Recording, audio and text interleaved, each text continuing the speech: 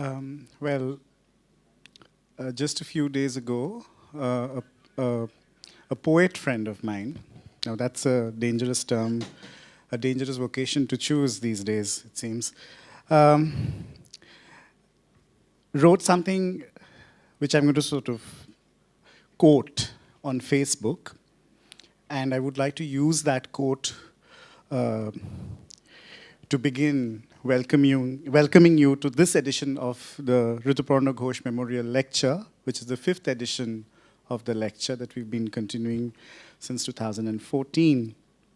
My friend's name is Akhil Katyal. And it goes like this, it's in Hindi. It says, Dear Pradhan Sevak Ji. Well, my friend was a lot more direct, but I'm finding it a little abhorrent to utter the name. So, Dear Pradhan Sevak Ji, पहली बार भी बहुतों को शोषित किया था, पर इंदिरा जी ने तो आपातकाल घोषित तो किया था. So,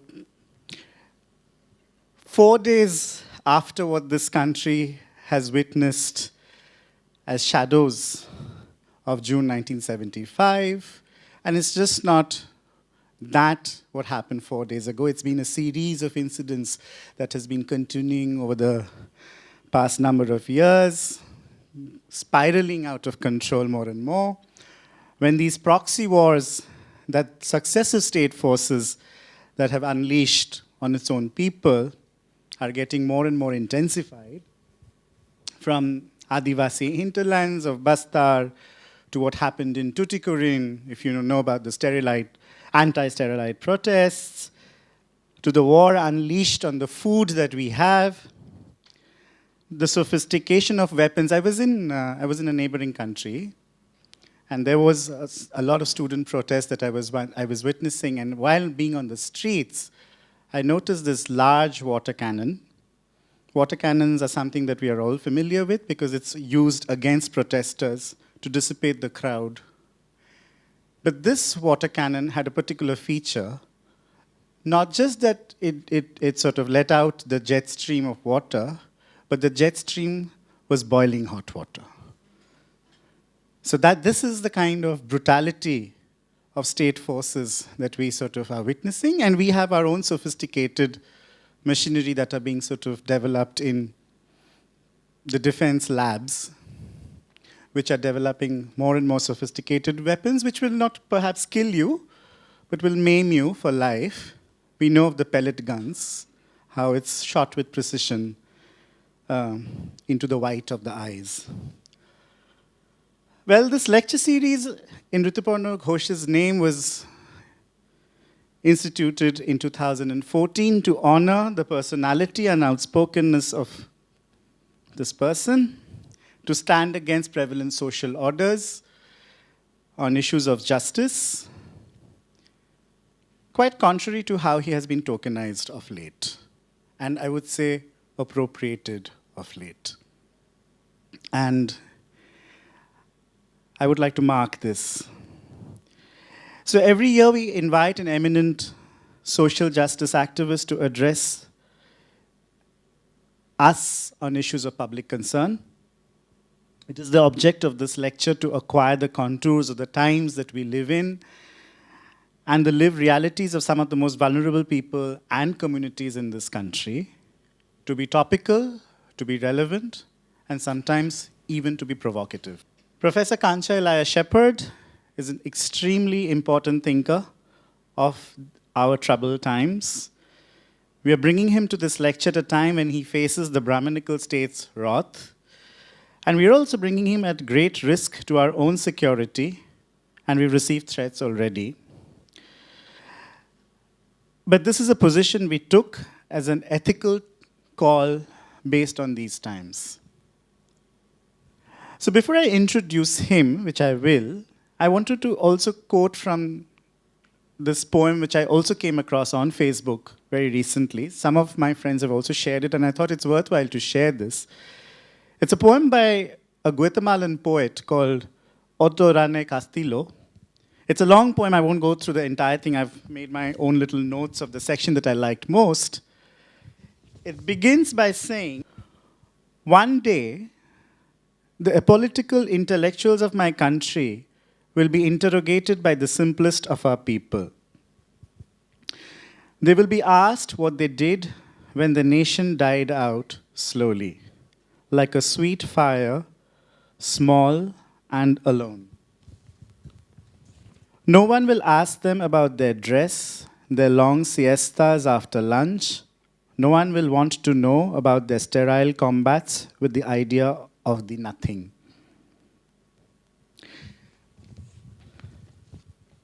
On that day, the simple men will come, those who had no place in the books and poems of the apolitical intellectuals, but daily delivered their bread and milk, their tortillas and eggs, those who drove their cars, who cared for their dogs and gardens and worked for them, and they'll ask, what did you do when the poor suffered, when tenderness and life burned out of them? Apolitical intellectuals of my sweet country, you will not be able to answer. A vulture of silence will eat your gut, your own misery will pick at your soul, and you will be mute in your shame. Kancha Ilaiah was born on the 5th of October 1952 in the village of Papayapet in Warangal district in Telangana. His family belonged to the sheep-grazing Kuruma Golla caste, which is considered as one of numerically dominated subcaste among the Telugu-speaking people. The name Ilaiah came out of their caste deity Inoli Malana, Katta Malana, Komuravelli Malana, Odella Malana are the geographical locations of peaks situated in the Deccan Plateau through which shepherds travel in the quest of fodder for the sheep and goat. Thus it is believed that Inoli Malana was the chieftain of shepherds. Ilaiah was inspired by his own mother, Kancha Kattamma, as she was at the forefront of the shepherd's struggle against the forest guards' discriminatory behavior. She was killed during a violent confrontation while protesting against police brutality.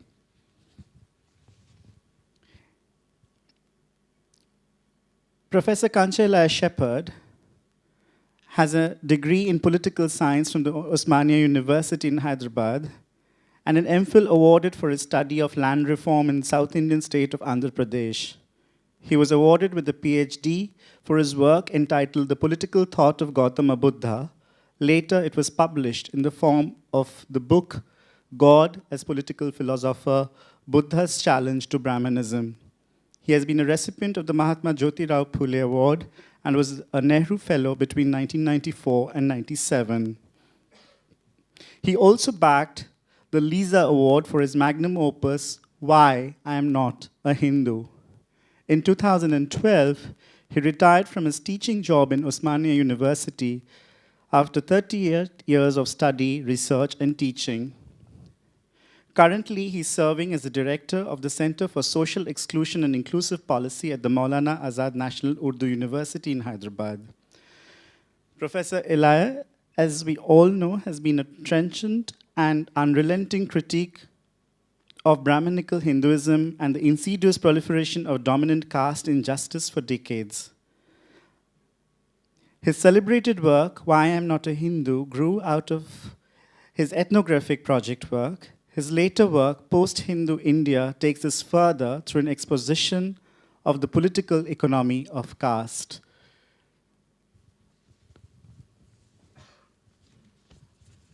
For us at Protoy Gender Trust and Shanhita, the two collaborating partners that organize this lecture each year, the question of caste and its connections and the larger, broader connections with democracy and the climate that we are living in this country is an important one, and we thought of engaging with this question through Professor Ilaiah's lecture. And a lecture of this nature is never possible without the aid and support of a very intense team, and I would like to mention this team that works behind doing this. But before we go into the team, I must mention a few people without whom this wouldn't have been possible. I must mention Ms. Mandira Sen of Sri Samya Books. Many of us have grown up being inspired by Samya Books in this country, in Calcutta particularly. I personally have been.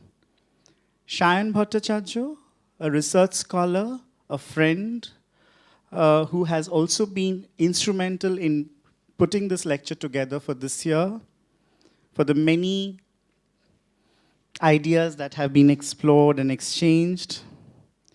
I would like to mention Obhik Sen, who also has been a mentor, someone who has mentored our thinking and our the way we process some of these thoughts. I have to mention somebody without whom we wouldn't have been able to put this together in terms of everything. And that's my friend Nobonil Dash, who's there, sitting there quietly, as he always does. Rotary Shodun for kindly giving us this space. And Protoy's team of volunteers. We are a very small organization. I also see some of my Shonhita colleagues. It's a very, very small team that puts this together every year. I must mention my colleagues Debashish Ghosh, Anchal Rai, Shibesh Shaha, Mithil Dotto, Bhanu Noshkor, and a young volunteer that we have today, Debojyoti Das. Thank you very much. I won't be any more boring and continue. We are running late anyway. May I welcome on stage Professor Kancha Ilaiah Shepherd.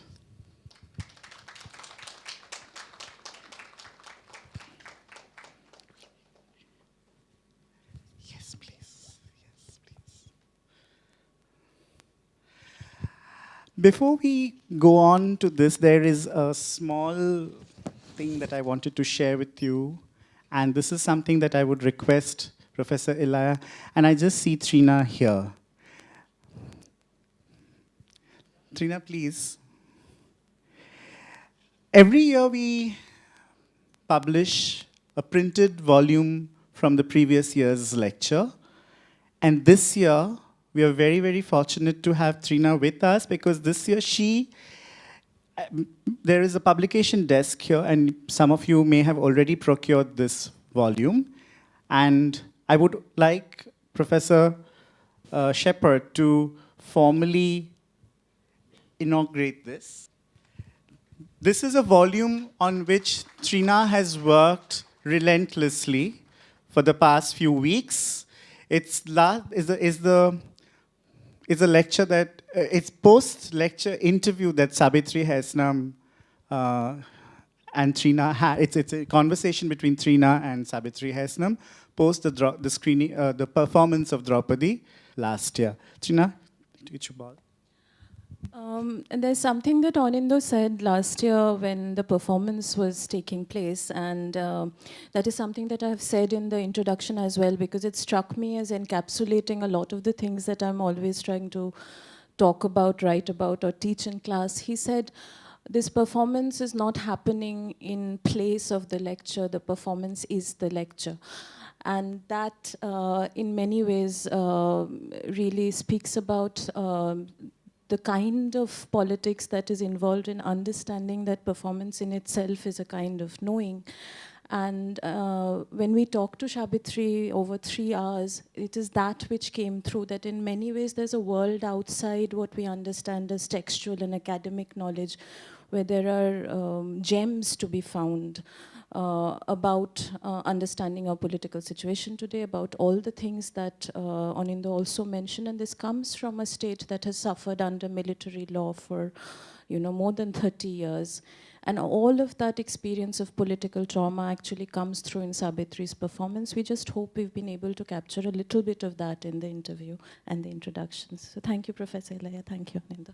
Most of you, this probably is an afterthought, and this just shows that how nervous I am. Most of you here would know Trina, but Just to give you an introduction, Trina has been teaching performance studies and arts, and she's been a scholar, writer, editor, and she's been a very, very dear friend for many, many years. Thank you so much. We begin? Yeah.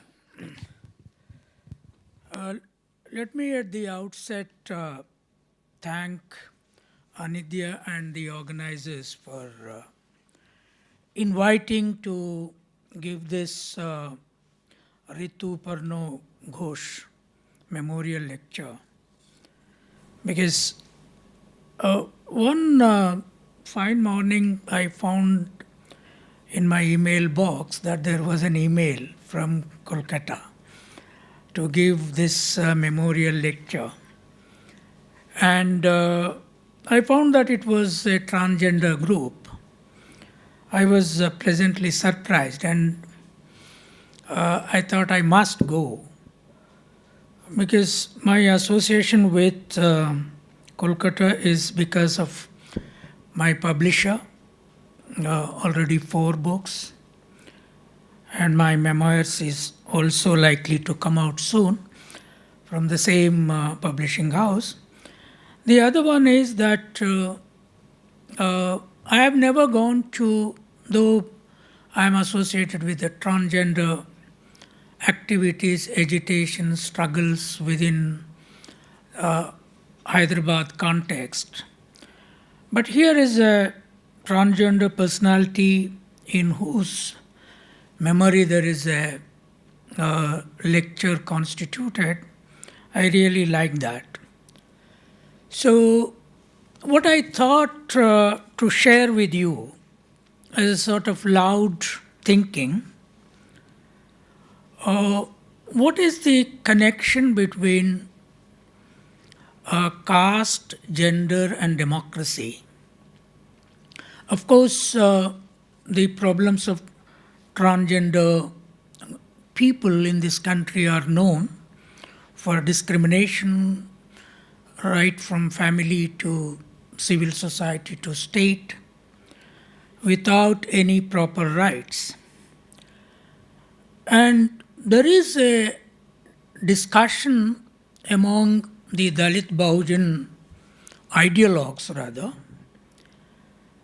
that decastizing Indian society has to be linked with degendering as well.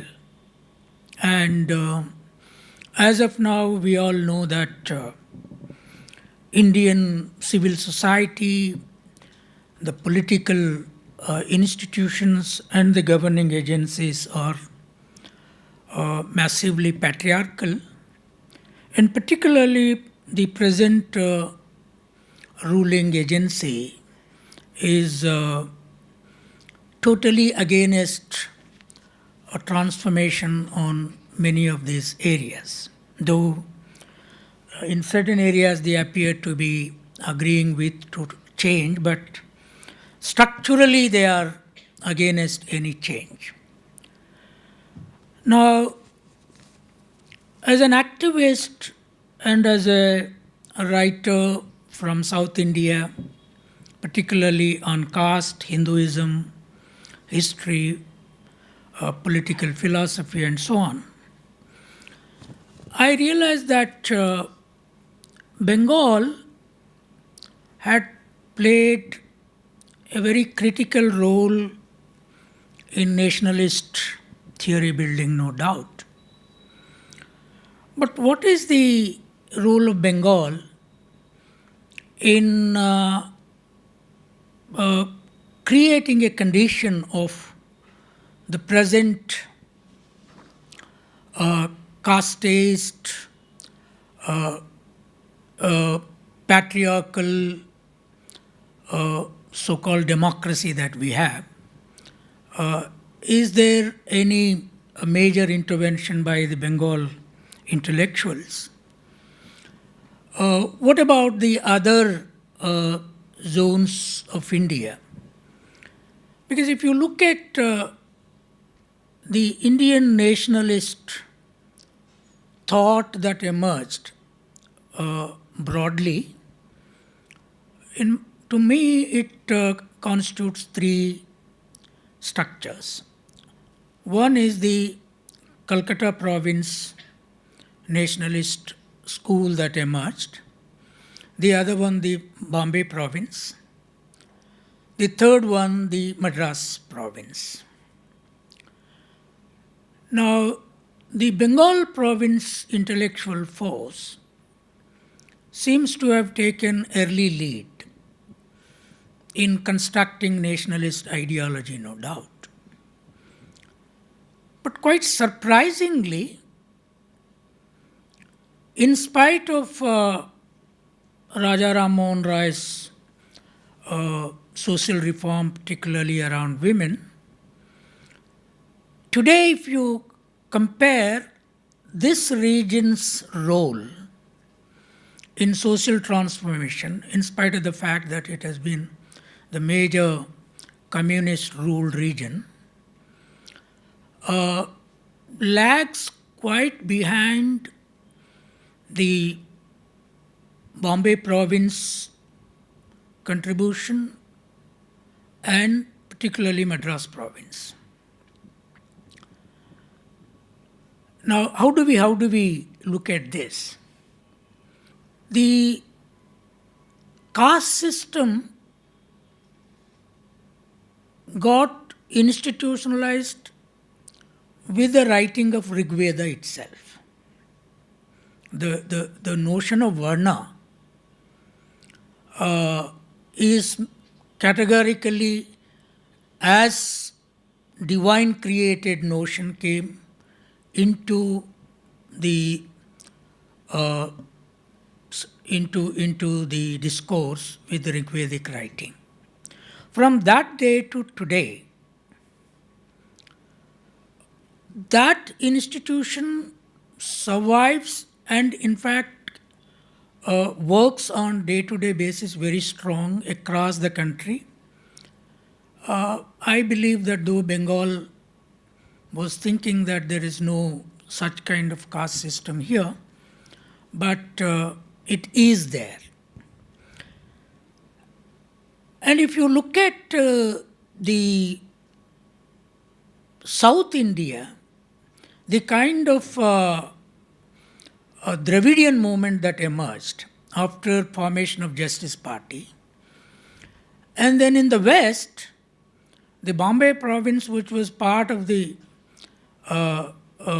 overall Gujarat also at that time, two streams contended very strongly.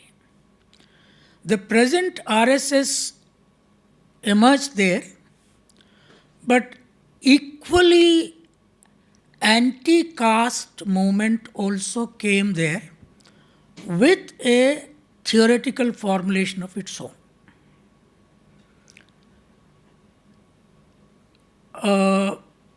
If you look at the present BJP, RSS, Vishwa Hindu Parishad ideological formations, though RSS was formed in 1925 along with Communist Party, RSS was formed by the Maharashtrian Brahmin thinkers, whether Hadgewar or Golwalkar. But the political Hindutva force came from Bengal.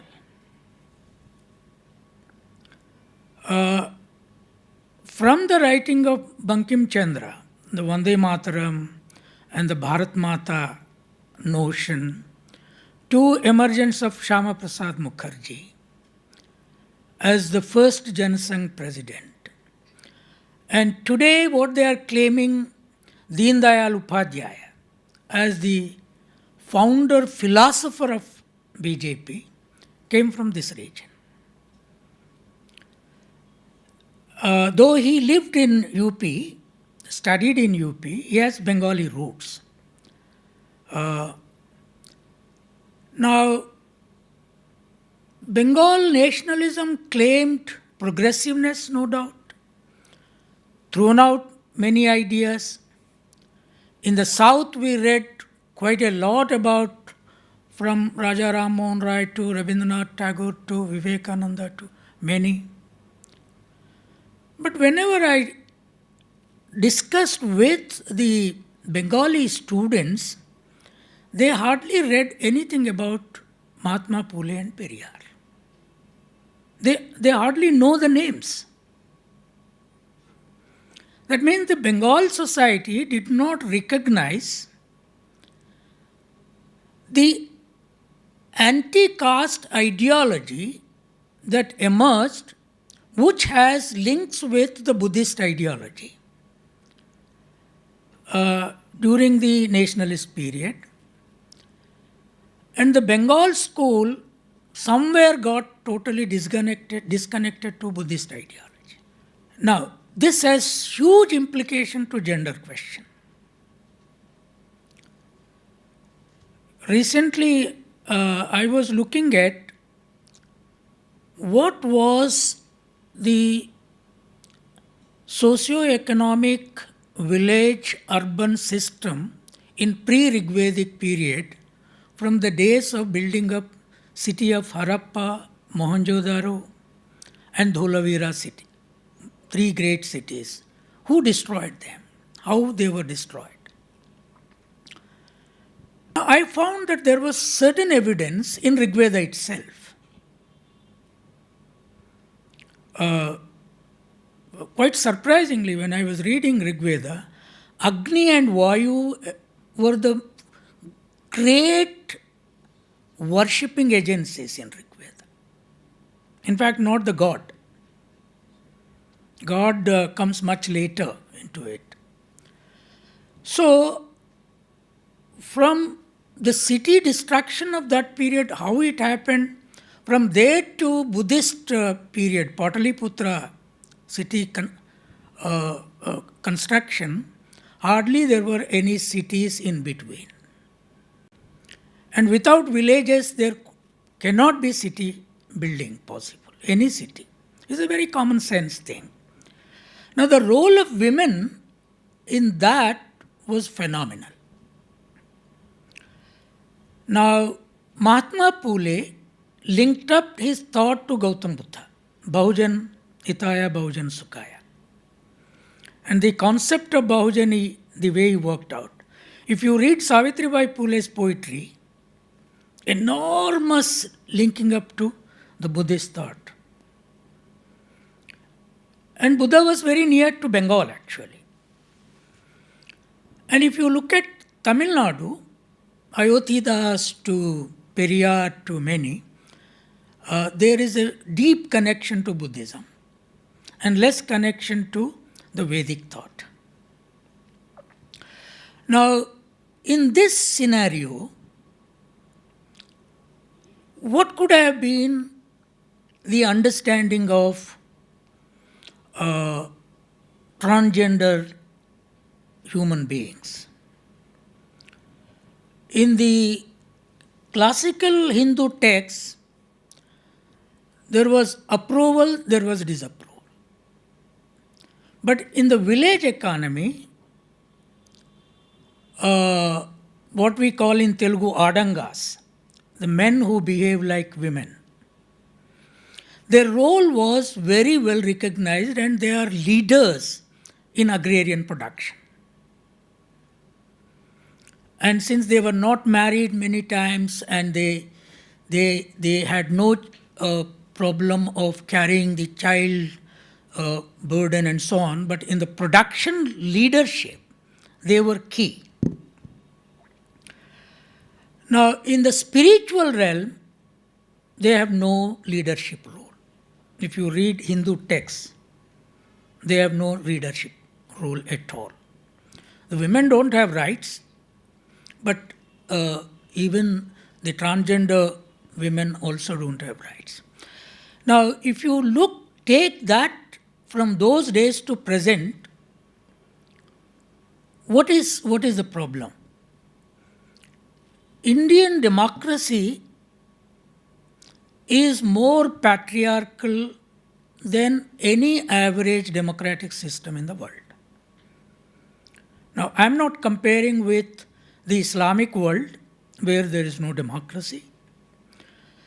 If you compare with any other democratic system. Of course, we have produced women leaders.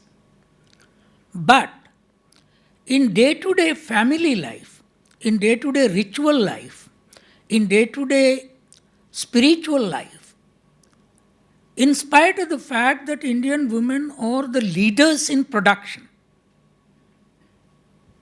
agrarian and industrial, their role and their status is very, very low.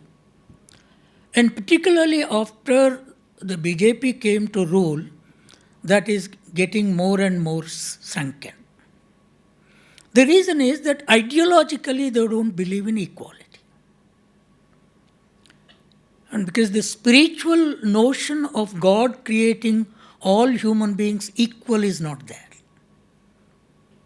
In the Rigvedic text, it is said God created Brahmins from the head, Kshatriyas from shoulders, Vaishyas from thighs, Shudras from the feet.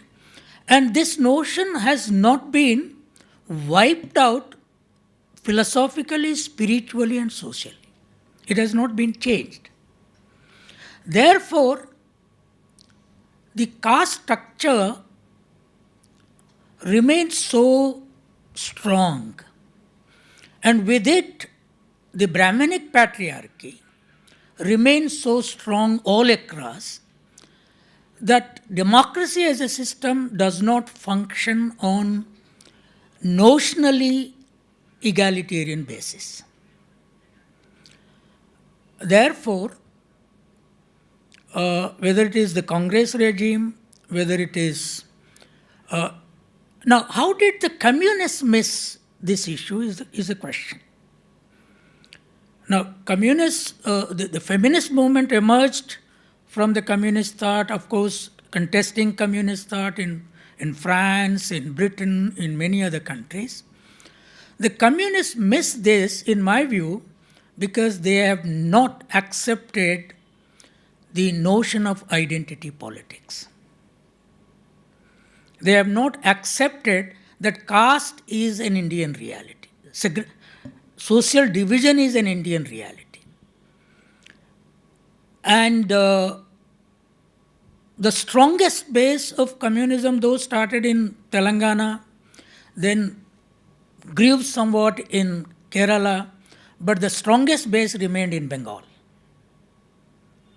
Here, since they did not recognize caste, they also did not realize that how to bring about gender equality within the system. Now, they seem to have thought that once the full revolution comes, not the parliamentary electoral process, when the full revolution comes, we will handle everything. But that is not correct. Even when you are ruling through an electoral process, they should have initiated by categorically understanding and identifying identity's role and locating the caste structures, locating the gender problems, and then should have led the nation towards more egalitarian discourse than the liberals and the right-wing people today are doing, which they did not. Now, therefore, the lead comes from former Madras Province. The Periyar movement, the South Indian discourse, and, sheer one thing, the massive Shudra population in India, which constitutes all the tillers, all the laboring people, and 50% of women in that. If you look at the Mandal report, 52%. Today, BJP government took the decision that they will take out the statistical data of OBCs. Now, whatever they do, it will not be less than 52%. and 22% of SC/STs.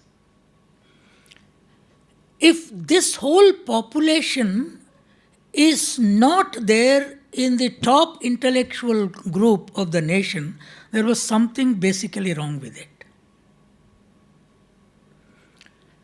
And now, whether it is general men or women, if you look at the Dalit OBC movements, the intellectual force, even in the regional languages, is coming from either the south or from a strong contestation base, Maharashtra, even Gujarat, but there is nothing from the Bengal base.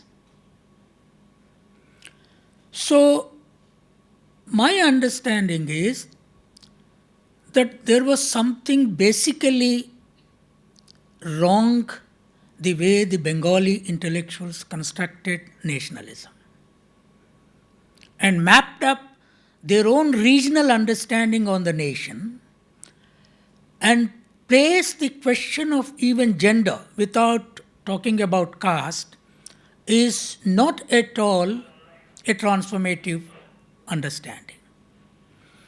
Now, it is from this point of view, I think the women's movement has to engage with the question of democracy and social inequalities and gender equality.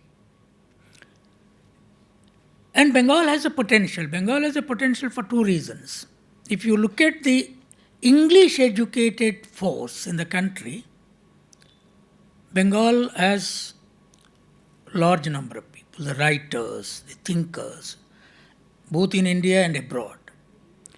Next to that is Kerala today. And we in Telangana and Andhra Pradesh match nowhere. But in this, there is no single Shudra, man or woman. This is a big tragedy. Such a massive production population, the whole nation's production comes from their labor. Now, why is it that they could not become English-speaking and writing intellectuals? Now, even in the freedom movement, number of women activists came into Gandhian movement, even into the communist movement, but there were no Shudra women leaders. They came from either Brahmin or Kayasth or Khatri or Baniya. Few Baniyas. But Baniya community was actually saved by Gandhi and Lohia. Two of them are Baniya leaders. So, even among men and women, such a massive, you don't have Maratha English writing intellectuals. You don't have Patidar English writing intellectuals. You don't have Kamma English writing intellectuals. You don't have only group of English writing Shudra intellectuals came from Kerala, Nayars. But they are like Shashi Tharoor. So without even knowing what their social space is, they say we are better Hindus than Brahmins of Kerala itself. And that's a horrible understanding. So no Nayar can become a priest in any Kerala temple. So this is a problem. Once this problem remains like this, liberation of women becomes more difficult. Because where are the more oppressed women in Indian civil society? In which group? In which civil societal layer? It is by and large the Shudra OBC and the Dalit Adivasi. I am not talking about minorities because this is a major question. Recently when Jamaat-e-Ulama meeting was held, I said right now I am not fighting the minority issue because Muslims are an international community. Indian Muslims are part of international community. Even Kashmiri Muslims are part of international. But where is a nation for OBCs to support us? Where is a nation for Dalits to support us outside? And most of us are, boxed in the regional languages which we cannot communicate outside. And the same intellectuals who are, when I said that Saraswati was goddess of Sanskrit in ancient and medieval times, she is goddess of English now. And all these Saraswati worshippers earlier were in Sanskrit, and Sanskrit was an all India language. Kerala, Adi Shankara was Sanskrit scholar, and Allama Iqbal in Kashmir was a Sanskrit background Muslim convert. And in Bengal there were Sanskrit scholars. Today I was looking at Vivekananda's father and grandfather. They are Kayasthas, but his grandfather was a Sanskrit scholar, I believe. And look at my father, grandfather, grandfather up to Harappa. We were only scholars of sheep rearing, goat grazing. Our scholarship was there, not in letter. Now therefore we were completely boxed. Even today, Saraswati does not want us to give English. This is a problem. So then we have to locate our goddess in Savitribai Phule. She was the first Shudra woman, educated person. She is our goddess. So therefore, the women's problem, the gender question, Indira Gandhi becoming Prime Minister automatically does not change the Shudra women's status. It certainly changes the Brahmanic women's status.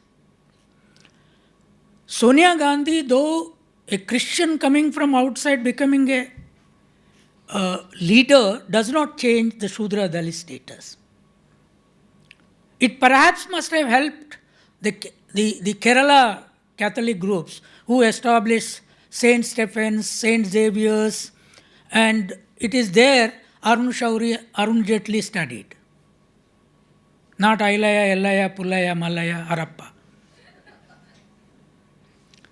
So they also did not help us. Therefore, our problem with the Christian institutes is that they have not helped us by teaching us English. It is in this context we want to construct our own ideological framework for decastizing India and degendering Indian civil societal relations and democracy. And in fact, with my own background of once, some sort of a radical left in my student days, now I say that the revolution through armed struggle is not going to help SC/ST OBCs. We have to fight our battle only with oath. Oath is going to be our revolutionary agency. And it is in this we need to struggle for English education in government schools. Therefore, we celebrate every year on 5th October. Incidentally, it was my birthday, but it was actually International Teachers' Day. We celebrate in Usmania and other places what is known as Indian English Day. Indian English Day. And we fight for English medium in all government schools. And deprivatize English education. Unless the SC/ST OBCs and women of India speak from one corner to each other, we are not going to change. We produce the food, we produce the technology, we produce the whole wealth of the nation, and you know the basic data. Of the total industry controlling directors, 46% are Banyas, 42% are Brahmins. The whole Shudras constitute 2.5.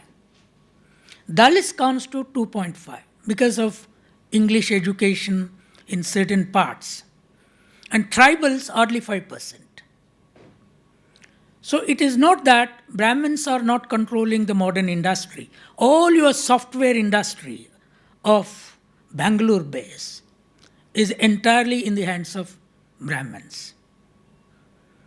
I don't know what is in this region, but Bombay, Pune, Hyderabad, Bangalore. So the hardware industry, the market, the malls are entirely in the hands of Banyas. Therefore, in this situation, we the Shudras, the Dalits, cannot aspire to enter into that domain without English. No boardroom of industry discusses things in Bengali, Tamil, Malayalam, Telugu. The discussion is in English because of the global environment. So my understanding is that we should, my appeal to Bengal intellectuals is please start a serious discourse about caste in Bengal. Bengal is, there is a caste cancer without diagnosis.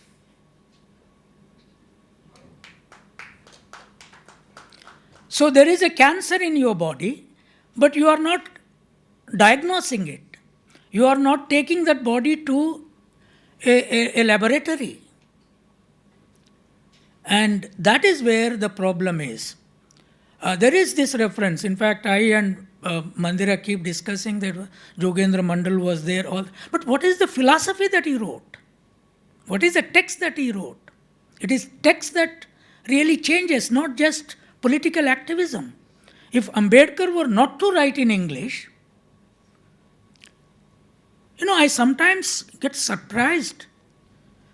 My book was supposed to be published in Bombay, but at that time BJP Shiv Sena was ruling, and Mandira luckily brought it here, Why I Am Not a Hindu, published from here. It is fairly well known, translated into many, but I don't think there is a Bengali translation of that book. I don't know, Mandira, is it there? Yeah, that means they don't want to translate a book with a title, Why I Am Not a Hindu. No, all Bengalis. No, Bengalis are most Bengali Chavanis. How many Bengalis? There are no huge number of only Bengal reading people.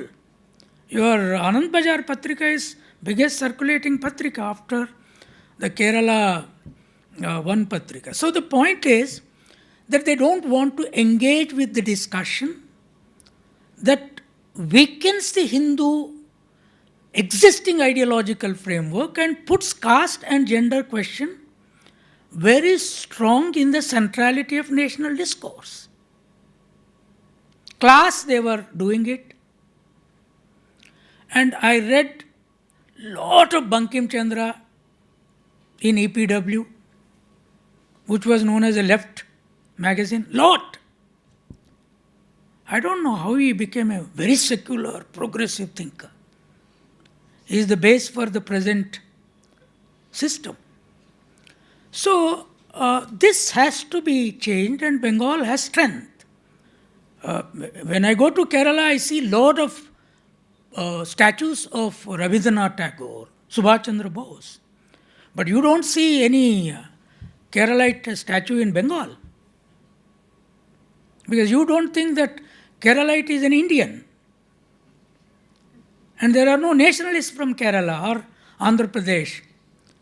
Or I don't think Prakasham Pantulu, who himself was a Brahmin, there is any statue here. So this kind of Bengali intellectualism has contributed to the growth of RSS and BJP. of the kind that exists today, and the patriarchal notions of life that exist. There is a qualitative difference between what Mahatma Phule talked about women and what Raja Ram Mohan Roy talked about women. Qualitative difference. And Bengal must recognize this. Thank you for giving me this opportunity. Let us all work together. We have to, this nation is ours. We have to change this nation. We have to transform this nation. We should not give it to the people who want to take it back to, primitive stage. Thank you very much.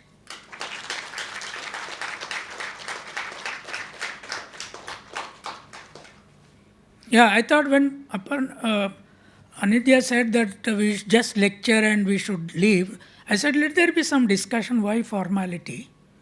I think she allows discussion. Well, this precipitates a conversation, I think, and we will have a conversation as you had wished, certainly. And yes, we have microphones available if there are comments or if there is some sort of reflection, reaction to what Professor Kancha Ilaiah just spoke.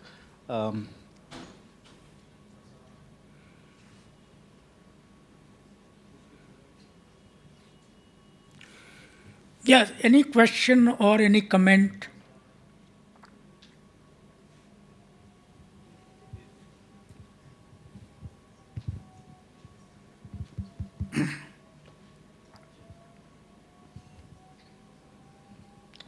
Yeah, there's hand far behind also. You say there is no Dalit writings or evidence in Bengal. No, because there is no translated writings here. From Bengali to English. There are a lot of writers here. And you say at the period of Phule, here also a movement happened, that is Motua movement, that Harichand Thakur and Guruchand Thakur, they moved and they were fighting for the education movement of Dalit people of undivided Bengal, which you say about Ram Mohan Rai and Vidyasagar's movement was not reached to them, but Guruchand Thakur fight for their right to education at that period.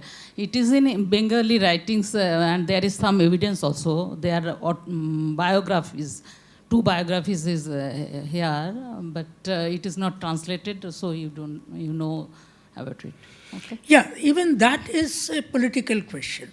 Mahatma Phule did not write in Marathi, in English, except the introduction to his Gulamgiri, slavery. Most of his writings are in Marathi. But early English translations happened because of the strong movement and the ideological struggle. Now, Bengal has large number of English translators.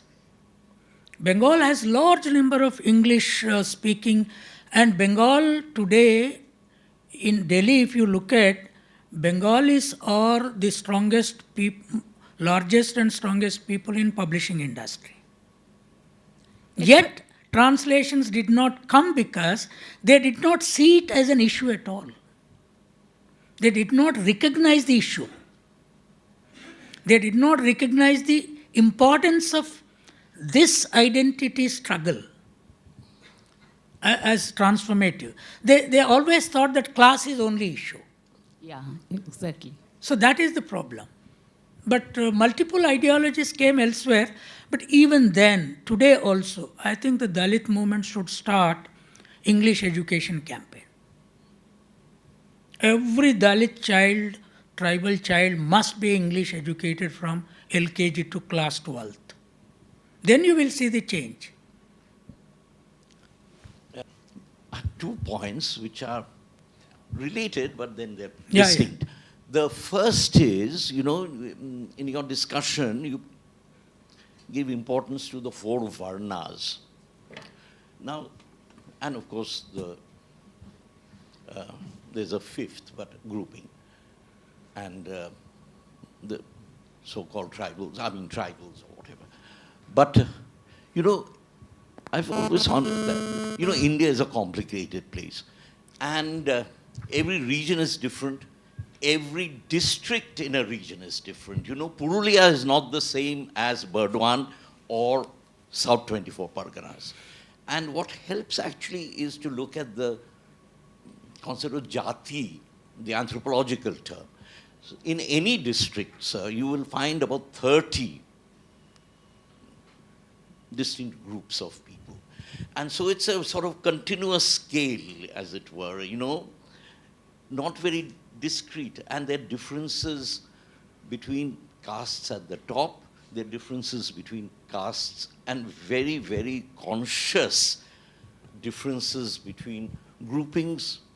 I'm not using the word bottom because that's offensive, but at the other end, that's all I'm saying. So the jati concept, I know Purulia a little bit.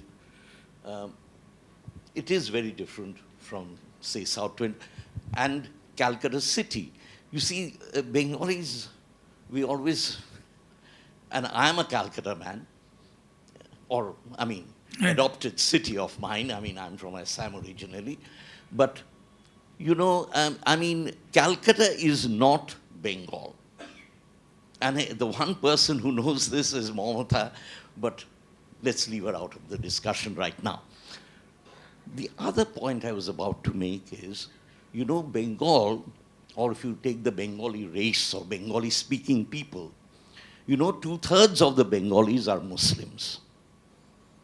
I'm talking about West Bengal and Bangladesh taken together. It's actually 2/3 of the Bengali linguistic group are Muslims.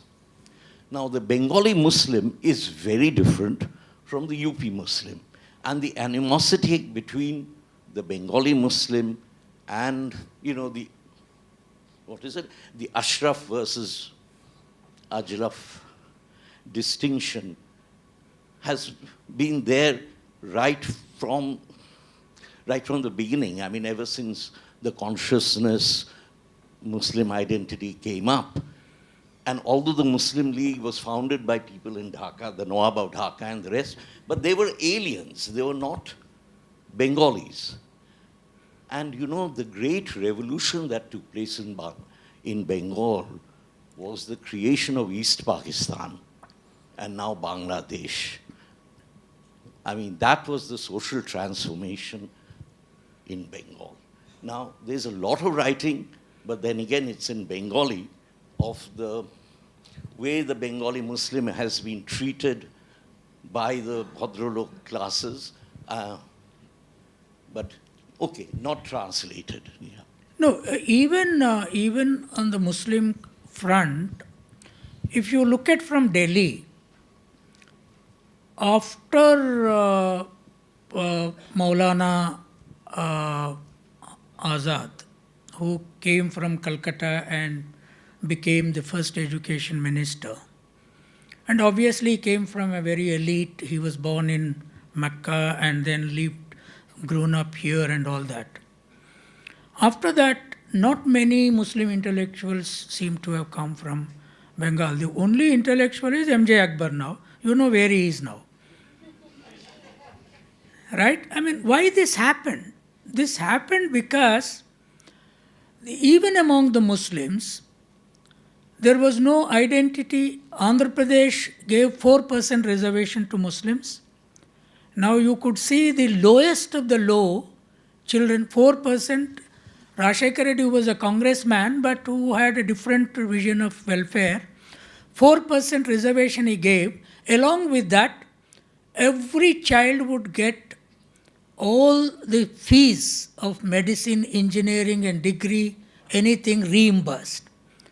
How many engineers and doctors from poorest of the poor emerged, 4%. Bengal never recognized that. And Jyotibas said, where is OBCs in Bengal? And this is a big problem. Without OBCs, who is producing food? Who is tilling the land even today? who is fishing, who is making pot, who is making shoe in Bengal. So Dalits intellectuals in English did not emerge here because there was no reservation properly here. So Maharashtra gave advanced reservation, Tamil Nadu 69% today. And Vijay Kumar, that book and Gita's book will show that the kind of intellectual, Meena Kandaswamy today, a young Dalit girl, writes world-class English poetry. Because there is this question of pushing people into universal language, and yes, caste fragments and there is no uniformity from region to region. But theory has to clear that mess. Theory is meant to clear mess and lead the society. Theory is not to confuse everybody. Confusions are there. The famous statement of Hegel that all societies are big mess. Philosophy clears the mess. It is the intellectual who clears the mess, shows the way. And I know Raja Ram Mohan Rai, Bankim Chandra and Ramakrishna Paramahamsa has shown good way for the Bhadralok. There is mess among Bhadralok also. But they have good way now. They are ruling the world because of that philosophical direction. So my point is, unless whatever caste you come from, you ask for uniform, non-private, equal standard, equal facility, education for all. There is no other way to create a profound new philosophy. I am sure the given Brahmin population and its long history from Rigveda writing present, they cannot produce new theory at all. They have exhausted. The SC/ST OBCs have to come into global knowledge, global language and produce new theory which can outbeat even Americans, Europeans. We have that base. But that's not allowed. That is the point. So I work for Ananda Bazar Patrika, so I completely understand what you are saying about the need for Dalits to communicate across all societies. I was just wondering that you were talking about books, about polemics, theoretical expositions. What about media? Right now, with social media and the increasing reach of mainstream media, communicating even across languages is not as difficult as before because we quickly get videos, translations. Those are much more easier than ever before. So if there were an important Dalit voices, some are coming through. We have seen with the recent arrests also. And but if there were important Dalit points of view to be pushed through to come into the public discourse, don't you think that media would have been, do you think it's being used sufficiently well? Is there a problem that the technology is not complicated? So what is happening there? And I was also wondering that this idea that all Dalits should have English education, how is this generally looked upon by the Dalit movement? What reactions do you get when you propose this? Oh, the answer to the last question is they are dying for that. Everywhere the demand is, we want English, we want English. And in fact, Chandrabhavan Prasad put an English goddess in his house. So that is a huge demand. I don't know in Bengali, in West Bengal, but all over the south, even in the west, even in the greatest mistake that Mayavati has committed, instead of putting up statues and monuments, if only she were to give English education. So in the schools, things would have been different in UP also. I don't think Yogi Adityanath would have understood English if Dalits were to speak it. So he would not have understood and he would not have got that votes. So the question is that it is there. I agree with you, the media. You see the difference between 2014 social media. BJP was aggressively for it. It was celebrating social media. Now Narendra Modi is terrified of social media. Why? Because the Dalits OBCs have taken to it. And both because of this little bit of conductor English, what we call, ticket to cuttingu, givingu kind of English, our people can write on cell phones. It's going across. I and Nirmala Sitharaman were on many TV channels when she was spokesperson. And whenever there is a reference to social media before 2014, Nirmala would say, what is wrong with social media? It is a medium of expression. The other day she was saying, I am terrified of social media now. I want to close my eyes. Why? Because it's going against you. The only two channels they want to listen is, Kausami and somebody Sami. Now it's not Gosami, Kausami. See, this does not work. I'll tell you one anecdote. One day I was in Madras. Arunabh Goswami was after me. That day it was the issue of reservation in private sector.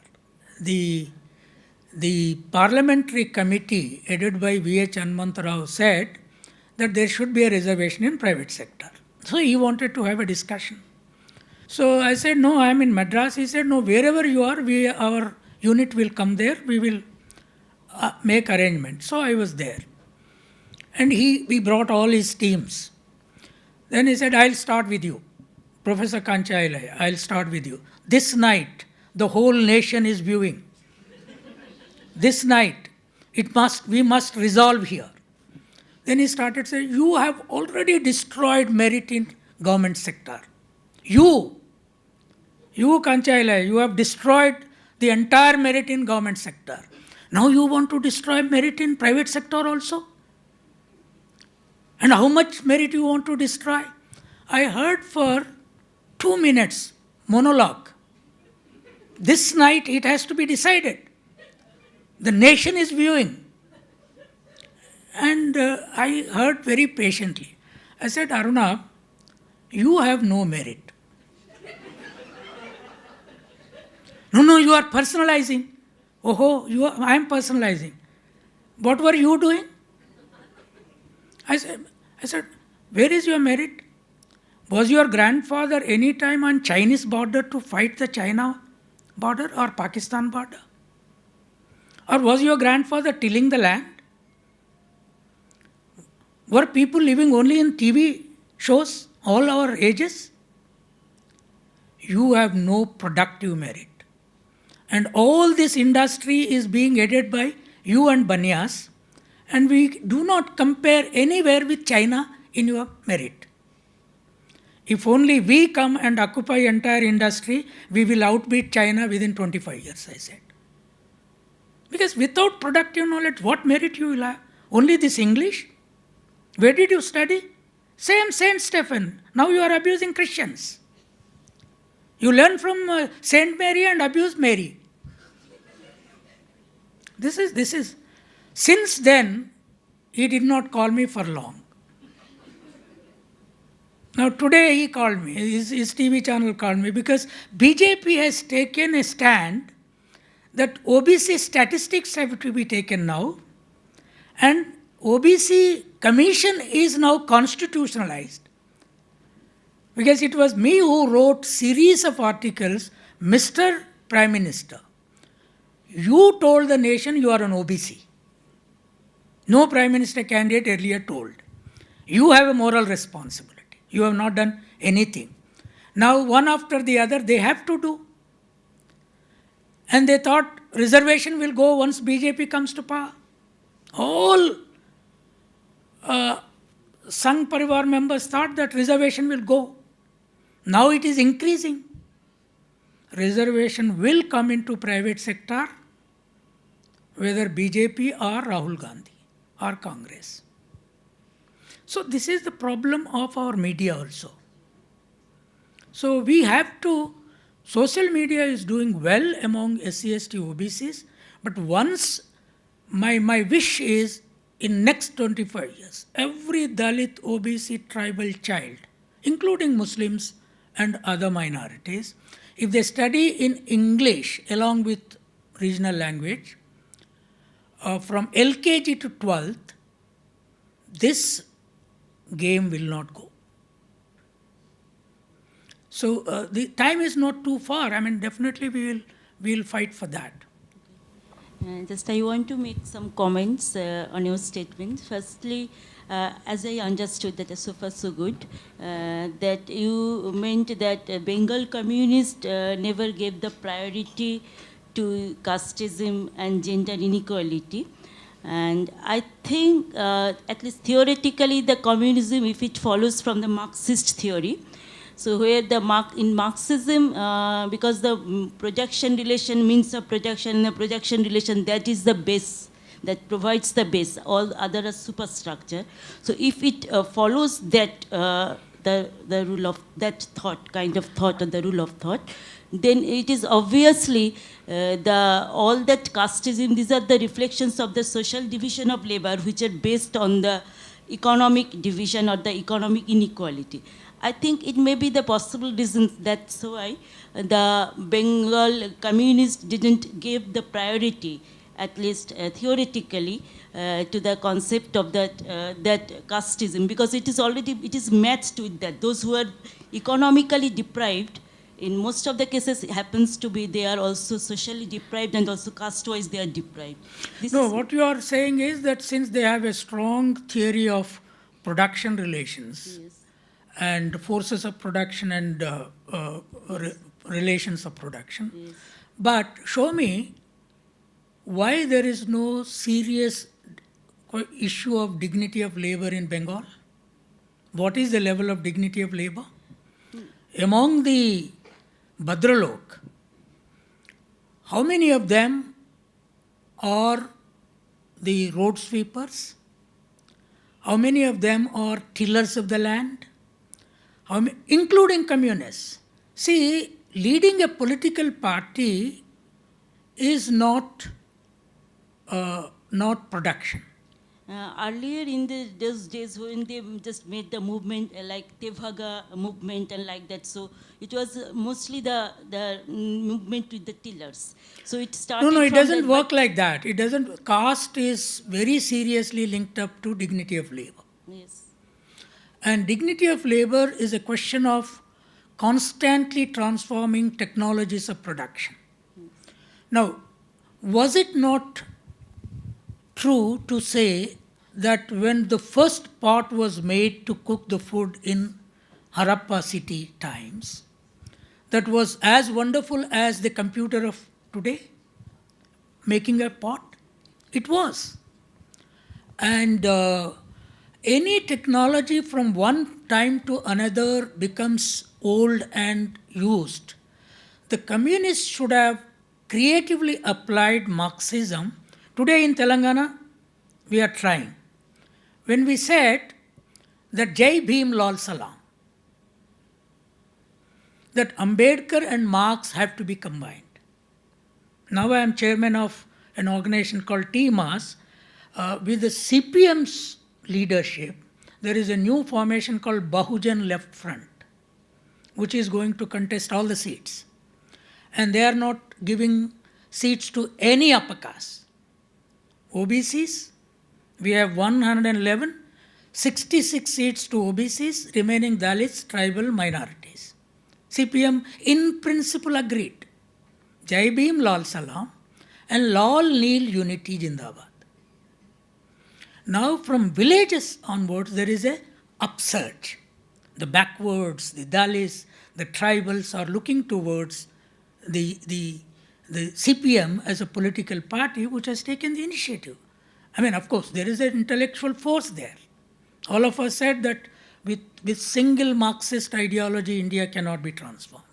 There should be a socialist welfare agenda, which is now not there with the Congress or BJP.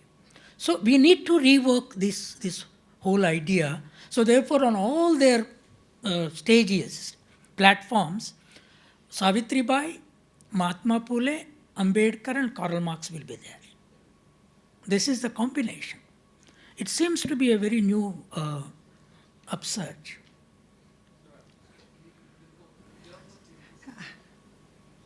Yeah. Hello. Professor Kancha Ilaiah, I endorse most of your views. I am a Calcutta Bengali, but I must agree that most of the leadership in all the political parties, in the nationalist movement as well as in communist movement here in Bengal, came from upper caste. The lower caste people were taken in mostly as foot soldiers.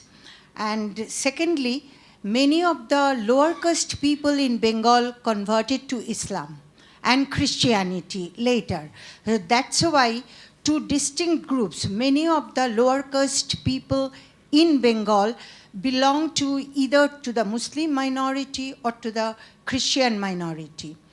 That may be one reason why Jyoti Basu and others, the leadership, they tried to distract from the casteism. And the second point, I again agree with you, the class factor was taken as the most important criteria of the equality, harbinger of equality, which is not true. I have been to the socialist countries in Europe and I have seen that failed miserably in Russia. Nowhere the gender equality has been established there. So it's no wonder that we don't have. Apart from caste inequality, we had the gender inequality in the patriarchal society right from the Vedic ages. And the Bengalis are basically very conservative. And the second thing, Bankim Chandra was never a secular leader. He was a Hindu nationalist. And he was also a leading force starting the nationalistic, bringing the nationalistic forward to the common people in those days. And so the social reform took a backseat in Bengal most of the time. It was always told that there have been women who, and some men who have questioned this, but they were always told, and the question was pushed below the carpet, that once we are all free, once the class equality comes, all this will come automatically.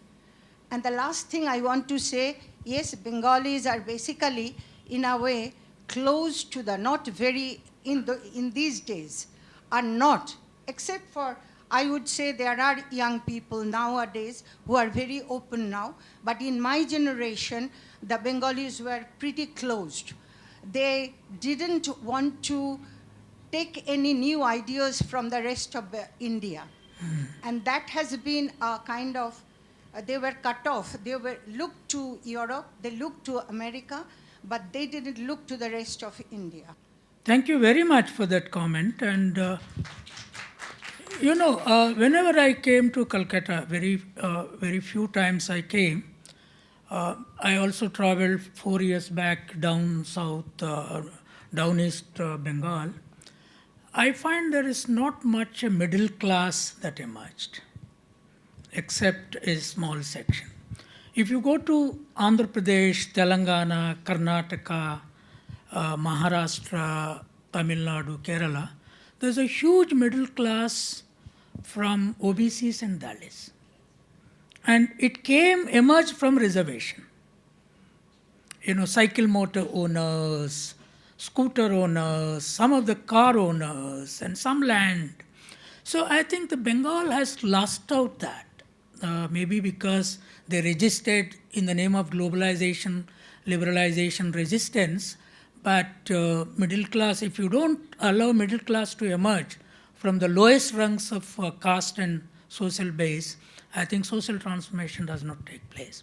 Thank you for that comment. Yeah. Somebody else Sir, I raised have it. I have a question.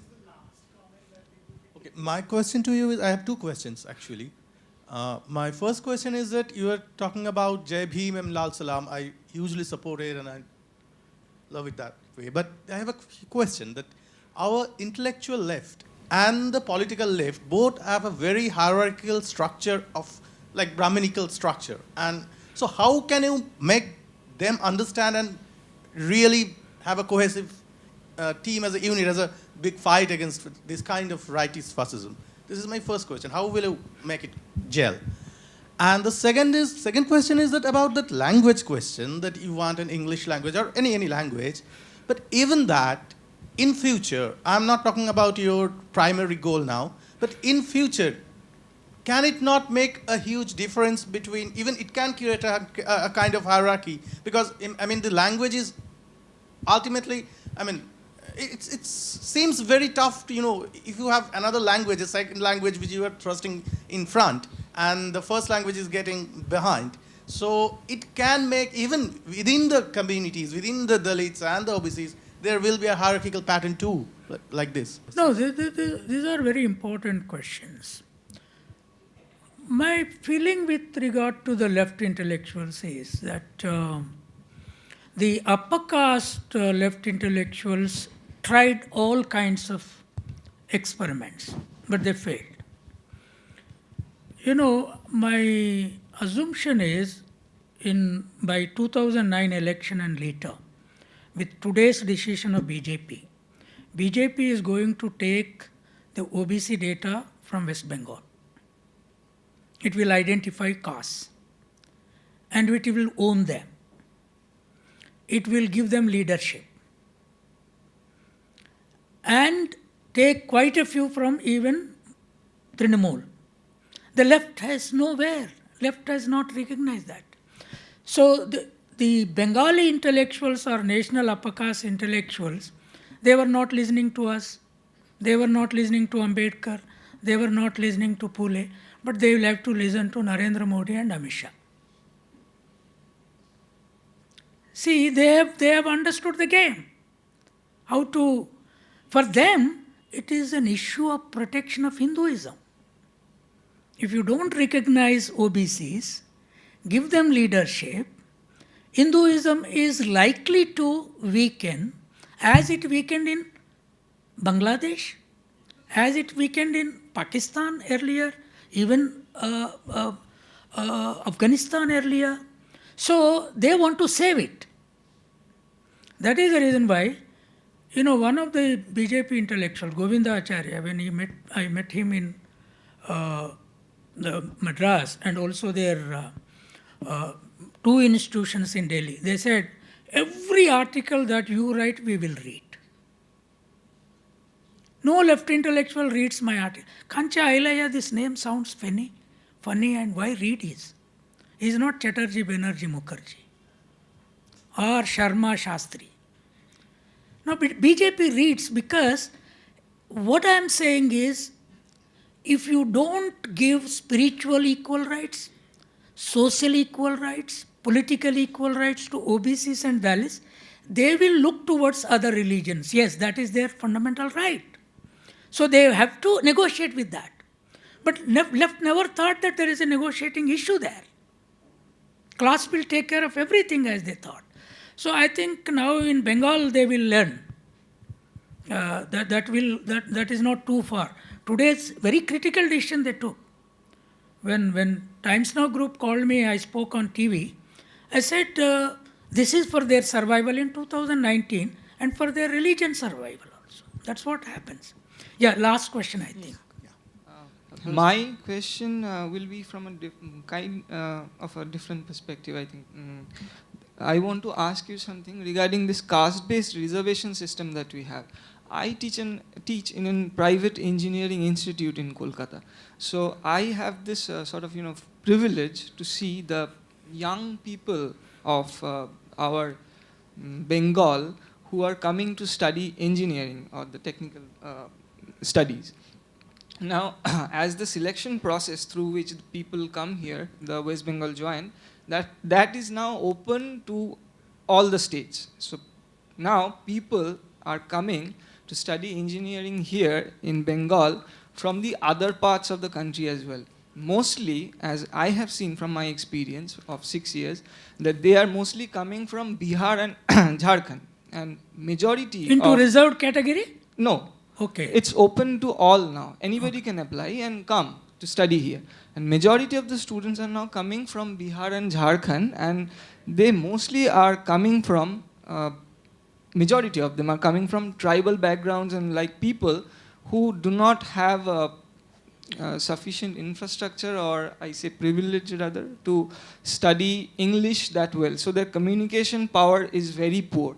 So I have seen my colleagues who teach there, and most of them you can easily recognize that they are from the upper caste hierarchy, who teach there. They are either from IIT background or from Jadavpur and Shivpur. They have this notion that they do not want to go to classes which have majority of tribal people or people who have difficulty in understanding or speaking or communicating in English. This is a serious thing that I have noticed. And one thing that I have noticed among the students, that there is a serious perspective regarding this caste-based reservation system, that they have this notion that this reservation system actually affects the efficiency of every system that our country has. That means if you introduce a person who comes from the lower caste and he gets the opportunity due to the caste-based reservation system, that means you are infusing inefficiency in the system. They have this kind of notion, and from that perspective, they look at this caste-based reservation system in a very mean way. They want the system to abolish. They don't want it. Yeah, yeah. So this is the perspective in the young student. How do you see in that? fact, not only that, because of language communication problem, a lot of suicides are happening from the Dalit OBCs in IITs, central universities. They know subject, they have physics, they have chemistry, they have mathematical knowledge, but language communication creates crisis, and the faculty, really humiliate them, really look them down. This is the second problem. Is in my memoirs, I've said some of these things. Some of those who came from lowest of the low, first generation, and into masters, into higher grades, this problem of relationship with upper caste girls, they think that somewhere we should enter into a relationship and acceptability should be there. If there is a rejection, there is a suicide. Now, this is a major problem. My feeling is the intellectuals who studied today in IITs, IIMs or central universities must understand by 1950-52, when we established UGC, most of the professors became professors with raw B.Ed degree, BE, simple BE. Their English was bad, their mathematics were bad, except your Calcutta statistics or whatever institutes, many things were very bad. So they survived all these so-called bad days. Now they think that everything should be perfect. Dalits should communicate in very good English, they should have good mathematics. I said, let us assume that all Brahmins and Banyas, Kayasthas and Khatris leave this country, leave all these educational institutions. Will India die? No education will be there. All the Shudras, Dalits, everybody will not be teaching anything. I think I don't want them to leave. If they leave, Indian education will match China very soon. But what is their standard vis-a-vis Chinese education today? Leave alone Europe, America. Chinese education. The Beijing University quality is far greater than greater than any one of your universities. What are you talking? And most of them came from the working class. I met some number of them in different places. So this is casteist mind. And some of the women teachers were very good. I would not have got my PhD on Gautam Buddha's political philosophy. You will be surprised to know the most respected intellectual for me was Partha Chatterjee. When I first came and met him and told him that I am doing my PhD on Gautam Buddha's political philosophy, he was director at that time that institute. He asked me, do you know Sanskrit? I was shocked. To write a PhD thesis on Gautam Buddha, why should I know Sanskrit? What is the relationship between... If he were to ask me, do you know Pali, I would have understood. Now, this is actually saying that if you don't know Sanskrit, you can't even talk about Indus Valley civilization. I mean, where did this mind come from? Then I asked him a very innocent shepherd question. How many people who wrote PhDs on Socrates know Greek? No Greek. So then he said, no, maybe some have done. Professor Partha Chatterjee, today translations are there. I am dealing with the ideas, not with the language. Why this question? No, I have a lot of respect for him, not that I don't. But this kind of questions dissuade, destroy. They destroy the confidence levels itself. And we have to withstand that. No, it's very difficult. So anyway, I am really thankful to Anidya for this great interaction. Much better than my lecture. Thank you. Thank you. Thank you indeed for this for this brilliant, sparkling conversation. And I mean, much of what you said, I think, triggers so much within all of us. And I think this could continue, but we have to end here.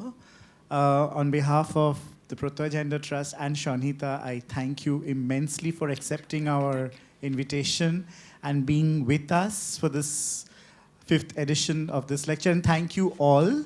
I have a few wrap-up thank yous to make. One is to the KRG security team, who has been there silently behind, because living in the times that we are today, there was a lot of threat, there was a lot of apprehension. Thank you for being there. Thank you for providing us the support. Thank you to this team that has worked at the back end. We have Mr. Purnopal and his team here. We have the Orient decorators and their team. We have Ramanuj Dotto, who is filming this, who has filmed several of our lectures before, several of our initiatives, and his team here. Am I missing out on somebody? I don't know. I will remember this evening for a very, very long time. Thank you so much. Yeah. Thank you for being with us. Yeah, Shayan, thank you. Yeah, the publications are there. The three Samya publications are there. The Proto publications are there. Please have a look. It's just there outside in this foyer. Thank you very much.